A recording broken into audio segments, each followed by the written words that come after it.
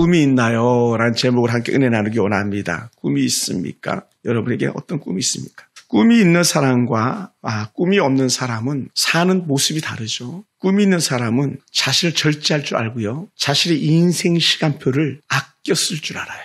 그리고 꿈이 있는 사람은 얼마든지 자기가 꿈을 이루는 데 있어서 시간과 물질을 투자할 수 있습니다. 그러나 꿈이 없는 사람은 그냥 막 사는 거예요. 되는 대로 그냥 사는 거죠. 미래를 기대할 수가 없는 거죠. 그러다 보니까 꿈이 있는 사람은 매우 삶에 있어서 활기차고 역동성이 있다는 거예요. 활발하게 움직인다는 거죠. 또한 미래에 대한 분명한 꿈, 비전이 있기 때문에 그 꿈이라는 것을 향하여 직진해 나가는 그러한 은혜가 있습니다. 정말 꿈이 있는 사람은 때로는 실패할 수도 있습니다. 그러나 그 실패에 굴하지 않고 계속 전진해 나간다는 거예요. 반면에 꿈이 없는 사람은요, 멍하게 있는 거죠. 아무 생각 없이 그냥 사는 거예요. 미래가 없습니다. 저는 가끔 그런 청년들, 그런 주일학교 아이들을 볼 때에 얼마나 마음이 아플지 몰라요. 그것이 1차적으로 부모 탓도 될 수 있습니다. 2차적으로 자신이 내일을 생각하지 않는 거죠. 그러니 어떻게 돼요? 무기력하게 그냥 지내는 거예요. 자신의 한계를 넘지 못하고 주어진 상황 속에 그냥 안주하면서 갑니다. 조금 더 한참을 내다보려고 하지 않아요. 노력하려고 하지 않습니다. 그러니 미래가 없죠. 꿈이 있는 나라, 꿈이 없는 나라 역시 마찬가지입니다. 꿈이 있는 나라는요, 내일에 대해서 충분히 투자하는 그런 나라예요. 많은 돈이 들어도 과감하게 경부고속도로를 놓는 것, 경부고속도로를 놓는다고 수많은 사람들이 다들 미쳤다 그랬습니다. 지금 우리 조상 무덤을 파헤치냐, 신령한 산을 허냐 하면서 수도 없이 그렇게 경부고속도로를 놓는 그런 대통령과 정부의 반기를 들었었습니다. 그러나 돌아보면 그 경부고속도로 때문에 부산이 제2도시가 될 수 있었고, 부산이라는 항구 도시가 전 세계로 물량을 수출하는 그런 항만 역할을 할 수 있었습니다. 누가 터널을 생각했겠습니까? 그걸 꾸불꾸불하는 도로를 갖다가 터널을 뚫어서 직선거리를 만들고 시간을 단축하는 그런 일들을 한 나라가 위대한 대한민국이죠. 전 세계의 가장 높은 건물이라 그러면 언제든지 거기에 브랜드는 삼성, 대우, 현대의 간판이 붙어있는 그런 건설사를 보유한 나라입니다. 북한이 땅굴 파는데 세계 최고라고 그러지만 사실은 터널 파는데 세계 최고, 건축하는 세계 최고, 모든 걸 가장 앞줄 나가는 건 세계 최고입니다. 이미 고 박정희 대통령 때부터 그 앞에 이승만 대통령 때부터 이미 원자력을 개발해야 된다라고 하는 라디오 하나도 못 만들던 나라에서 원자력에 대한 꿈을 심어줬던 그런 나라인데, 현재 대한민국이 전 세계에서 원자력 기술이 최상인 나라, 원자력 기술로 1년에 몇 천조를 벌 수 있는 여지가 있는 그런 기술을 보유한 그런 나라가 이 대한민국이라는 거예요.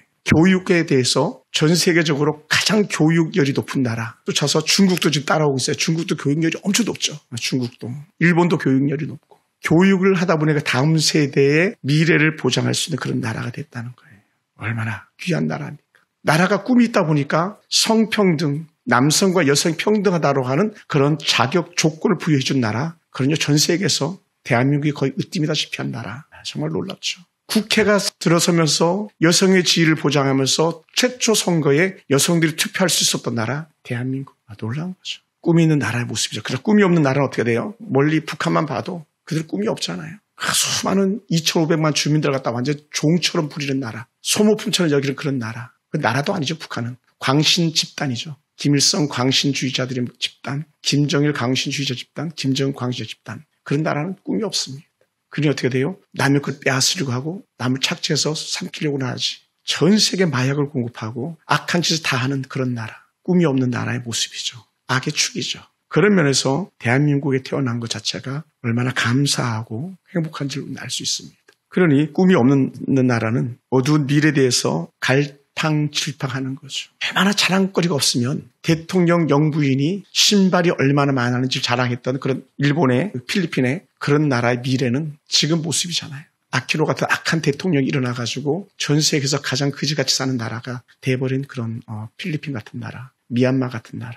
안타깝죠. 그나마도 중국이 오늘날처럼 세계 열강의 G2라고 할 수 있는 그런 위치에 올라간 게 뭡니까? 한 지도자, 저는 그 지도자의 사상에 대해서 말하고 싶은 건 없습니다만은 중국이 그렇게 가난할 때에 흑묘, 백묘를 외치면서 중국 경제를 새롭게 하자 해서 제 해석입니다. 돈 버는 거라면 다 알아 했던 흑묘, 백묘. 검은 고양이가 쥐를 잡으면 어떻고, 흰 고양이가 쥐를 잡으면 어떠냐, 쥐만 잘 잡으면 된다고 했던 그런 정책을 썼던 등소평 같은 사람이 있었기 때문에 오늘날 중국이 그나마도 이렇게 반열에 올라갈 수 있지 않나 생각됩니다. 지도자죠. 그런 면에서 중국도 한국도 가까운 일본도 서로 견제했기 때문에 최상의 나라를 발돋움할 수 있는 그런 여지들이 됐던 것 같습니다. 그러니 좋은 친구 옆에 있는 것 자체가 얼마나 큰 복인지를 우리 스스로가 잘 알 수 있는 것 같아요. 성공의 리더십에 대한 얘기를 하면 이 사람을 꼭 드러내서 말하는데 나폴레옹 힐이라는 사람이 이렇게 말합니다. 꿈 있는 사람들이 가지고 있는 공통적인 6가지 특징이 있는데 그게 뭐냐. 꿈을 가진 사람들 대부분 확실히 차 있다라고 말합니다. 두 번째는 늘 하는 게 창의력이 있다라고. 창의력. 미국이 저렇게 앞서갔던 게 뭡니까? 에디슨 같은 창의력 있는 사람들이 나온 거예요. 우리 엄마를 갖다가 이렇게 봤기 때문에 말보다 빠른 뭐를 개발하겠다 했는데 그게 나온 게 포드라는 사람의 자동차예요. 여러분 스마트폰 생각을 해봤겠습니까? 빌 게이츠 같은 사람, 뭐 놀랍게 마이크로소프트예요. 뭐 그 구글에서 나오는 이런 프로그램들은요, 미국이 전 세계를 지배해 나가는 거예요. 창의력이 있기 때문에. 그리고 그런 사람은 상상력이 날개를 다는 거예요. 상상. 사람도 날고 싶어요. 그러니 어떻게 해야 돼요? 날개가 달릴 수는 없으니까 날 수 있는 기구를 개발했던 게 비행기였죠. 나이팅게일 같은 사람. 비행기. 라이트 형제 비행기를 개발했죠. 그러다 보니까 네 번째 식자는 열정이 있더라는 겁니다. 그래 포기하지 않죠. 그리고 큰 자신을 연단시키는 거예요. 허송세월을 보내지 않습니다. 꿈을 실현하기 위해서 다 깨어있는 그런 삶을 살아낸다는 거예요. 그리고 6번째 마지막 집중적으로 자신을 가꾸는데 노력한다는 거예요.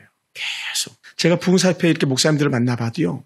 정말 괜찮은 목사님들 계속 공부하시더라고요. 우리 스터디 그룹에 9분의 목사님이 계세요. 그 목사님들 중에서는 어느 목사님은 지금도 대학원을 공부하세요. 이미 세상적 지위는 최상급으로 올라가 있거든요. 총회에서도 중요한 역할을 감당하고 교회에서도 지역에서도 큰 역할을 감당하는데도 불구하고 고대 대학원을 또다시 다니는 그런 노력하는 모습을 볼 때에 고개가 숙여질 수밖에 없었습니다. 계속 꿈을 꾸는 거죠. 그러니까 자신의 미래를 향해서 계속 투자할 수 있는 그런 사람, 그것이 얼마나 귀한지 모릅니다.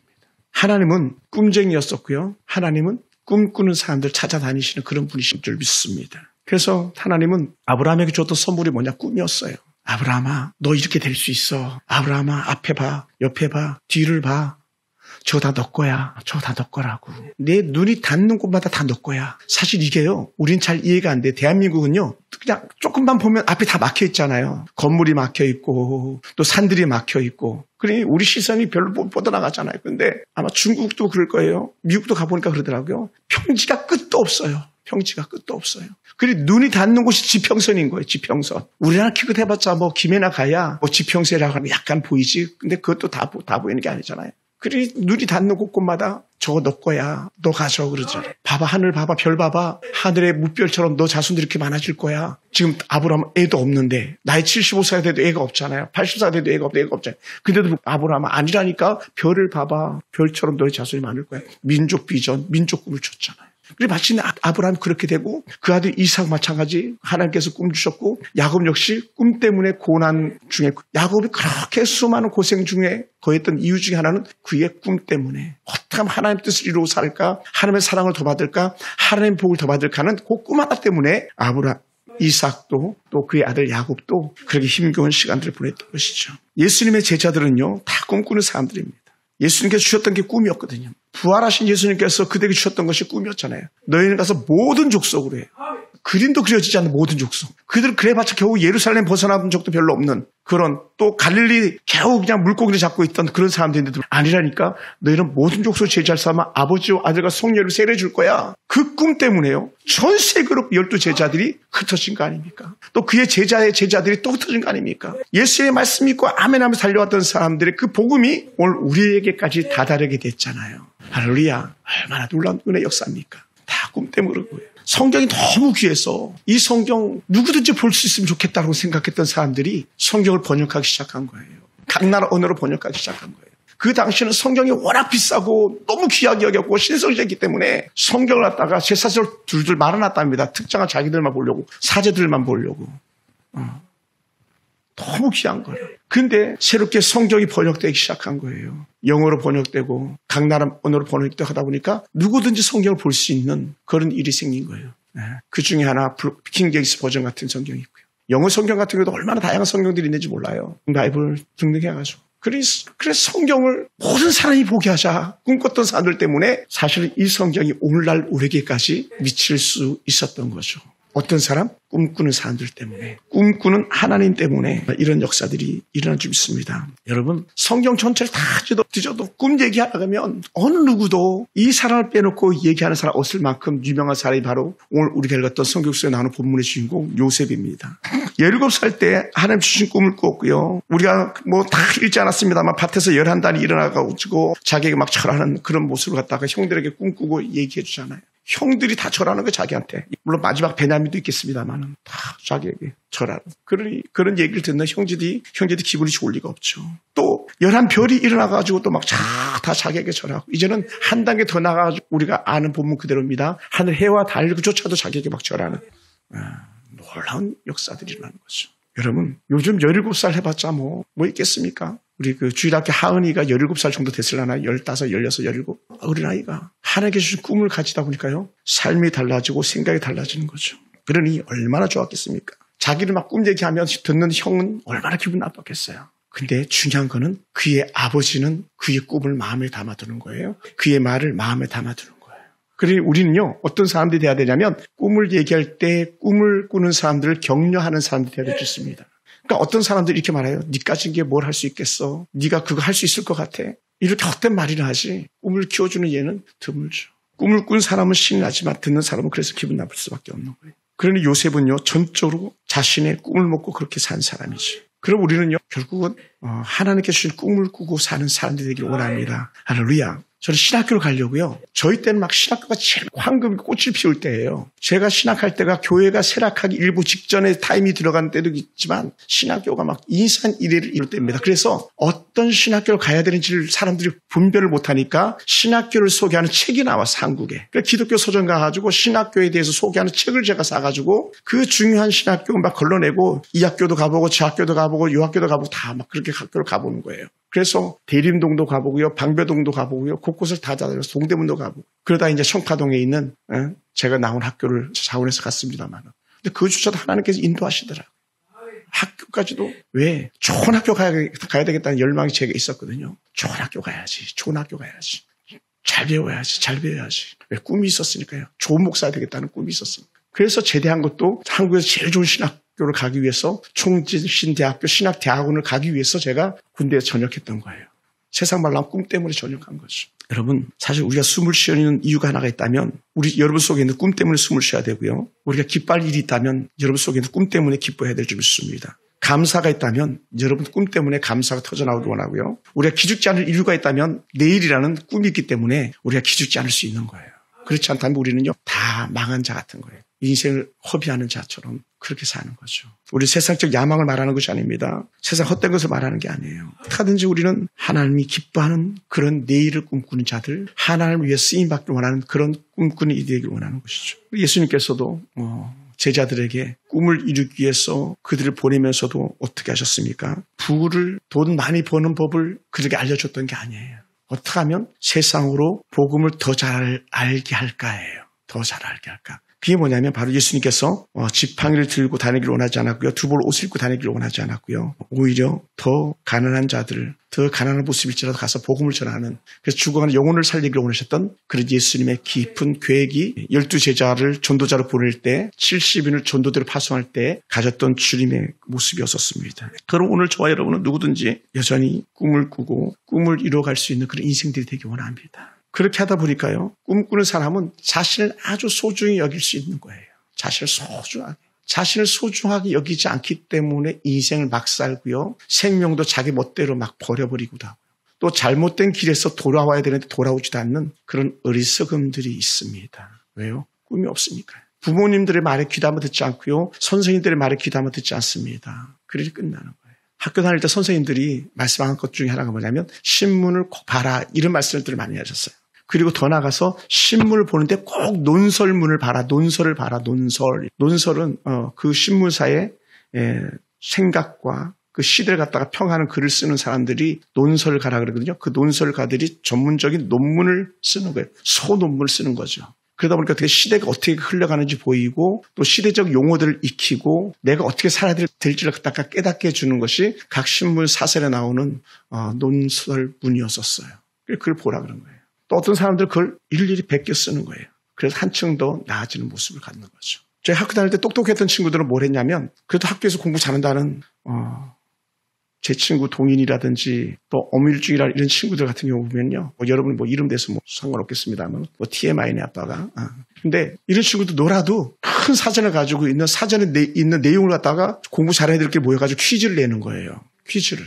그러니까 공부 못한 애들은 거기 관심이 없죠. 그런데 제가 기억하는 건요. 그들이 많은 시간이 지나서 계속 느꼈던 건데 그거 하던 애들 치고 잘 안 되는 애들이 없다라는 거예요. 그 반에서. 그러니까 시대적인 부류가 이렇게 된 거예요. 제가 중학교 1학년 때 권혁이라는 친구가 있었는데 제가 자주 그 집에 놀러 갔어요. 이 친구 권혁은요. 공부를 정말 잘하는 친구였어요. 근데 얘는 남들은 연필 쓰고 볼펜 쓸 때 얘는 항상 만년필을 썼어요. 사실 그때 만년필 귀한 거였거든요. 파카 만년필 갖는 건 꿈이었었어요. 근데 글씨를 써도 항상 또박 써요. 걔는 엄마도 제가 여러 번 봤습니다. 근데 그 엄마가 그 아들 혁이를 대하는 자세가 남달라요. 그러니 애가 정서적 안정과 아울러서 공부를 잘할 수밖에 없는 것 같아요. 언제 기회가 된다면 그 친구를 꼭 한번 보고 싶어요. 거의 귀공자.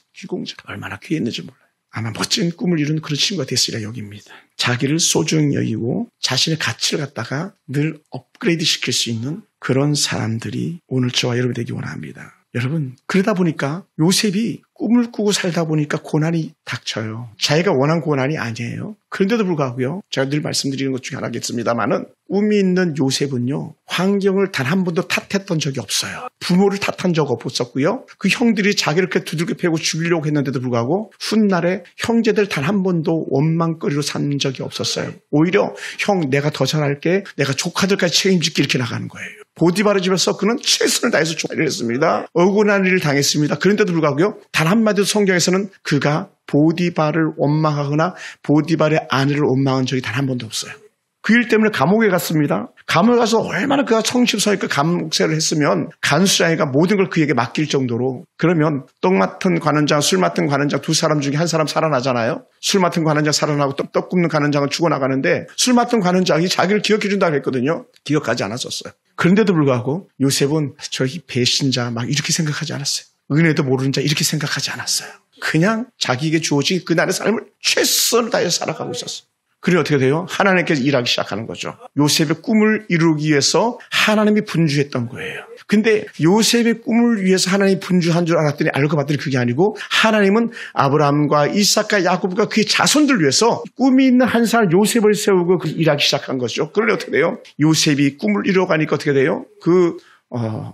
아버지 집에 있는 모든 가족들이 다 요셉의 문화로 들어올 일들이 일어나잖아요. 꿈 있는 사람이 온 가족을 다 살려내는, 온 민족을 살려내는 그런 역사가 있잖아요. 얼마나 귀한지 몰라요. 예전에 한 교회 사역할 때 늘 이런 말을 합니다. 야, 담임 목사 한 사람 잘 되니까 막 온 가족들이 다 먹고 산다. 이런 얘기를 한 적이 있었어요. 왜 그랬냐? 그 목사님 잘 되니까 막 자녀들이 혜택을 다 입잖아요. 형제들이 그걸 입잖아요. 처갓집에 그 혜택을 입잖아요. 한 사람 꿈꾸는 한 사람 때문에 도시가 꿈꾸는 한 사람 때문에 복을 받잖아요. 그 도시가 생명력 있고 그 안에 있는 성도들이 기업을 이뤄나가고 오늘 그 역사가 오늘 우리 속에서 다시 한번 재현되어지길 원합니다. 하나님은 꿈꾸는 사람에게 은혜를 베풀어 주는데 솔로몬에게 하나님께서 주셨던 메시지가 뭡니까? 야, 너 뭐 필요하니? 너 나한테 말해 그러잖아요. 말해. 내가 너에게 무엇하여 줄고 내게 구하라고 열왕기상 3장 5절에서 말씀하셨거든요. 뭐 필요해? 이렇게 뭐 필요해. 오늘도 여전히 우리에게 또 그렇게 말씀하실지도 몰라요. 뭐 필요하니? 그럴 때 우리는 말할 수 있어야 돼요. 우리가 가진 꿈을 하나님께 말씀드릴 수 있어야 됩니다. 하나님, 난 이렇게 하고 싶어요. 이렇게 살고 싶어요. 이런 일을 하고 싶어요라고 우리는 그렇게 말할 수 있는 사람이 돼야 됩니다. 할렐루야. 할렐루야. 제가 오늘 여러 가지 행정적인 것들을 정리하는 중에 우리 권사님하고 김종수사님 여기서 제가 임명장, 파송장 드리던 사진을 이렇게 보게 됐어요. 그래서 제가 나중에 액자 만들어서 가실 때 드릴게요. 따로 이렇게 출력시켜놨습니다. 그러니까 내가 중국으로 그냥 가네. 이게 아니고 중국에 가서 하나님께 4년 감당할 것에 기대.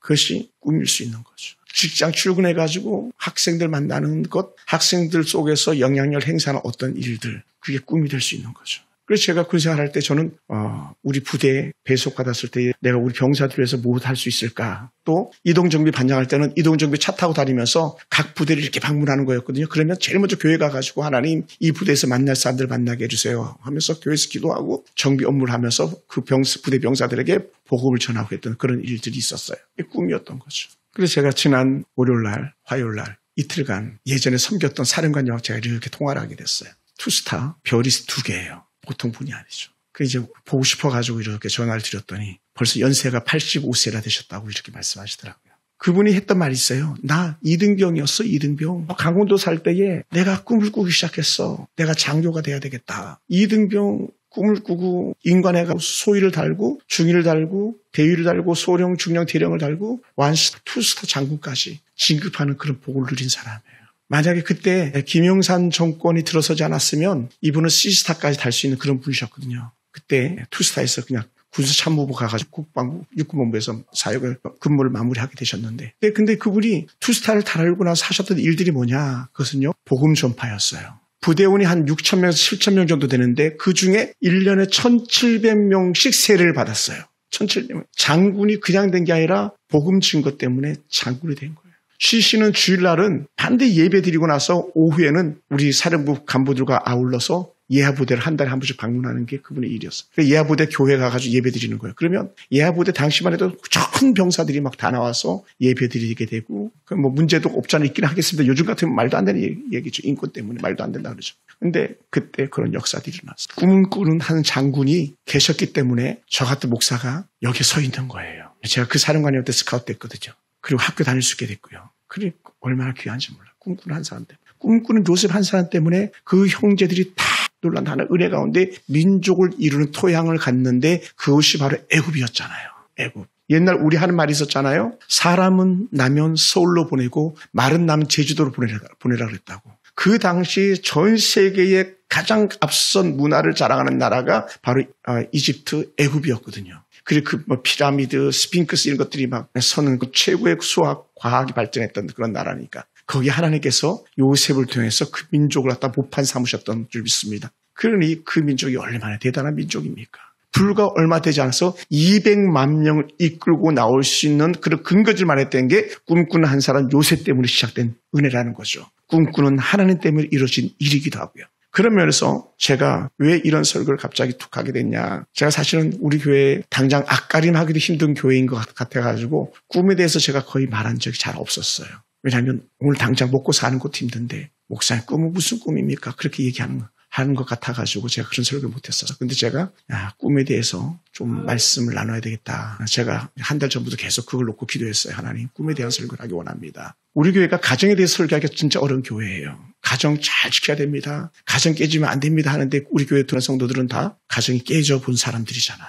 아파봤잖아요. 아들 잃어봤잖아요.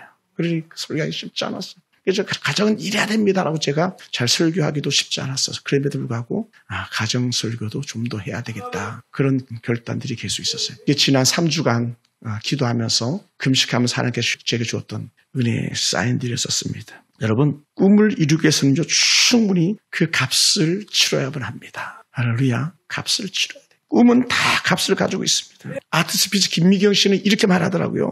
꿈에는 다 값이 매겨져 있습니다. 값이. 큰 꿈은 큰 값을 치러야 되고 작은 꿈은 작은 값을 치러야 된다고. 그런 얘기를 하더라고요. 그러니 요셉이 얼마나 위대한 꿈입니까? 그러다 보니까 어떻게 돼요? 생명을 잃어버릴 만한 위기까지도 그가 갖는 거고 종으로 살았어야 됐고 억울하게 갇혔어야 됐던 큰 값들이 요셉의 꿈에 매겨져 있었던 것이죠. 여러분 인생을 다시 한번 돌아보시기 바랍니다. 어떤 꿈값이 매겨져 있는지 돌아볼 수 있게 되기 원합니다. 꿈은 큰데 싼 값을 치르고 그 꿈을 이루려고 하는 사람이 없는지 여러분 돌아보셔야 합니다. 우리 하영이가 여기 있지만 나 다 이뤘어요 라고 말할 수 있는 그런 사람이 되지 않았으면 좋겠습니다.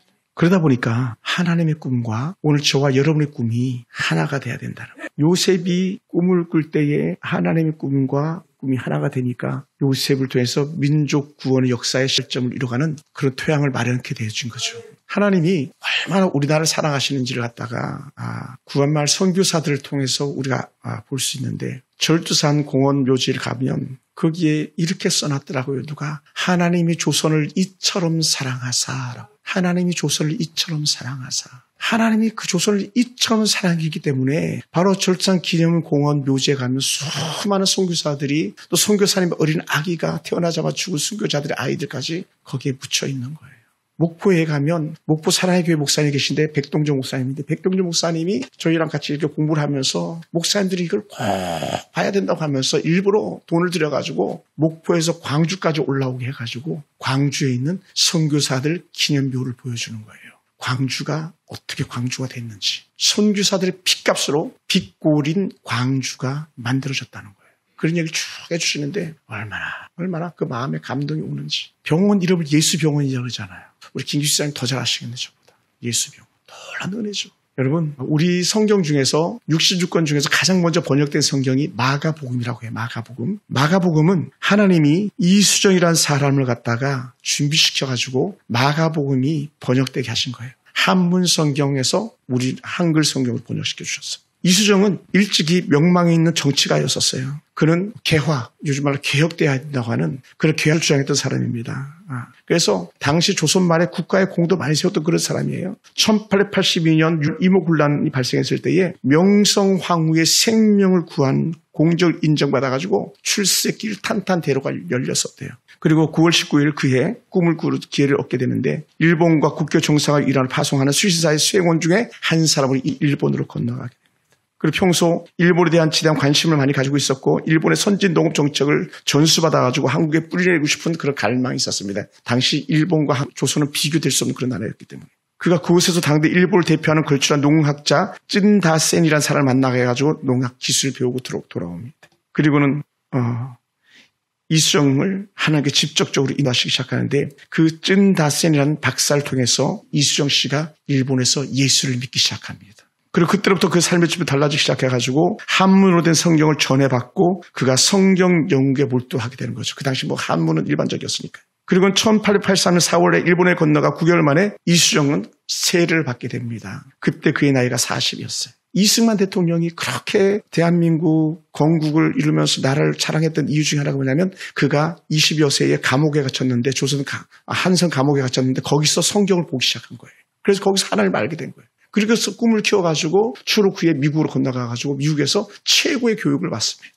그 배경은 하나님이에요. 하나님. 전부 하나님이었어요. 그리고 이수정 씨 같은 경우 1883년 4월 일본을 건너가서 세례를 받았는데 그때 나이가 40세예요. 40. 의미 있잖아요. 그죠? 40. 그리고는 그때부터 조선에 대한 구령 열정이 가슴이 불타오르기 시작했는데 그 뜨거운 가슴을 가지고 성경 번역의 사명을 갖게 됩니다. 그래서 그가 해시반 이후에 성경을 번역하기 위해서 그가 몸부림을 칩니다. 그때 당시 일본에 와 있던 미국 성서공회 총무였던 헬린 루비스라는 선교사를 만나게 되는데 그 선교사의 뜨거운 열정을 갖다 이수정 씨가 받습니다. 그리고 한글 성경 번역을 헬리스 루미스 선교사가 이수정에게 요청을 하는데 그때 성경 번역에다 갈망이 이제 시작된 거예요. 그리고 마침내 1883년 6월부터 번역이 시작되었고 불과 그 다음에 4월에 신약 성경이 그것도 마가복음이 번역된 거예요. 마가복음이. 여러분, 마가복음은 남다른 거예요. 왜 마가복음은 남다르냐면 마가복음은 가장 사복음서로 짧지만 예수님의 일대기를 가장 짧고 명료하게 기록한 것이 마가복음이에요.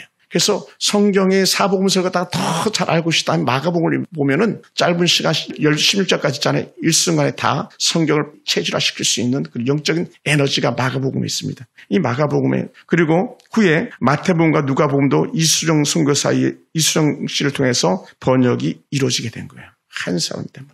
저는 이렇게 말하고 싶어요. 꿈이 있는 한 사람 때문에 민족 복음의 역사가 시작되었다라는 거예요. 사랑하는 성도 여러분, 저는 오늘 우리 속에 이 은혜가 새롭게 시작되기 원합니다. 이수정이라는 한 사람은 성경 번역을 통해서 민족 복음의 시발점 초석을 놓았던 것처럼 한 사람 젊은 청년이 감옥에서 그렇게 힘겨운 때를 보내면서도 헛되이 보내지 않고 하나님의 성경을 접해가지고 대한민국을 기독교 국가로 기초석을 세우는 데에 공격했던 고 이승만 대통령 같은 그런 사람들의 은혜 누구도 부인할 수가 없습니다.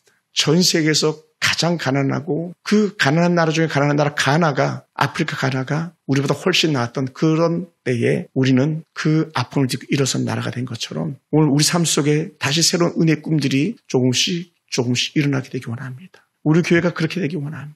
그래서 제가 기도하면서 받았던 하나님 우리 교회도 성장 비전 주시옵소서 70비전, 120비전, 300비전이었어요. 70, 120, 300. 여러분, 목회자들이 가지고 있는 특징 중에 하나가 뭐냐면 놀려면 한없이 놀 수 있는 게 목회자고요. 사역을 감당하려면 한없이 일이 많아지는 게 목회자예요. 보려면 끝도 없이 펼쳐진 책들이 있고요. 안 보려고 그러면 아무것도 안 보고도 달려갈 수 있는 게 이 목회자들의 세계인 것 같아요. 그런 면에서 오늘 이런 꿈 같은 얘기는 다시 내 자신에게 말하고 있는 듯합니다. 그래서 제가 오늘도 계속 성경을 많이 봤어요. 안에서 성경 보고 메모하고 성경 보고 메모하고 또 설교 준비하고 다시 오늘 저 여러분 속에 뉴스타트 새로운 시작점이 되기 원합니다. 우리 인생을 허비하지 않고 하나님께서 기뻐하는 일을 감당하는 데에 다시 꿈꾸는 저와 여러분이 되었으면 좋겠습니다. 할렐루야. 비록 그 사람이 많지 않아도요, 한 사람, 요셉이 민족을 구원한 것처럼 오늘 우리 집사님들 한 사람 한 사람, 우리 권사님 한 사람, 우리 또 청년들, 우리 자매들 한 사람 한 사람이 다시 교회와 민족 앞에 새롭게 쓰임받는 그런 전기가 되기를 주의 이름으로 축원합니다. 나 끝났어. 나는 안 되라고 했던 말들을 사단이 내게 줄 때가 많았어요. 그런데 다시 꿈을 꾸는 거예요.